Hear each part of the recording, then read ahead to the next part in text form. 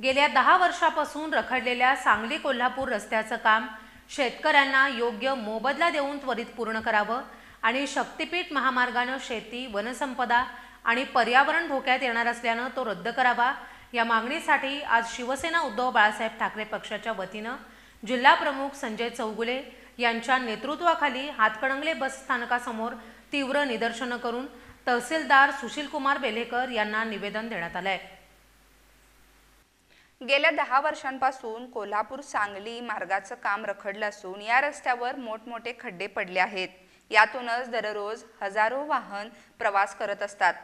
सध्या पावसाळ्याचे दिवस असल्याने पाण्याने भरलेल्या खड्ड्यांच्या वाहन चालकांना अंदाज येत नसल्याने सातत्याने अपघात होऊन नागरिकांचा जीव जातोय।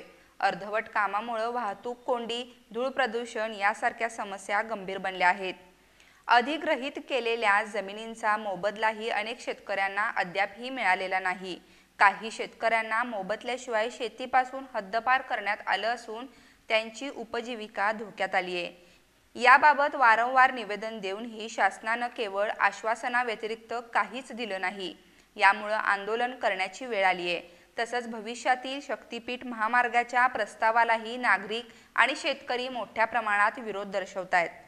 सुमारे 86,000 कोटी रुपये खर्चाच्या या नव्या गरज नसलेल्या महामार्गासाठी भूसंपादन होणार असल्याची शक्यता असून यामुळे शेती, पर्यावरण, वनसंपदा आणि गावाचं जीवनमान धोक्यात येणार आहे।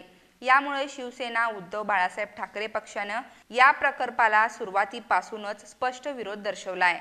या आंदोलनात माजी जिल्हा परिषद सदस्य महेश चव्हाण, पंचायत समिती सदस्य पिंटू मुरुमकर, माजी पंचायत समिती सदस्य अनिल खवरे, युवा सेना जिल्हा प्रमुख स्वप्नील मगदूम, उपतालुका प्रमुख बाबासाहेब शिंगे, युवा सेना तालुका प्रमुख देवाशीष भोजे, युवा सेना तालुका प्रमुख योगेश चव्हाण, संदीप दबडे, हातकणंगले शहर प्रमुख धोंडीराम कोरवी, बाळासाहेब नाईकवडे यांच्यासह शिवसैनिक, युवा सैनिक मोठ्या संख्येने सहभागी झाले होते।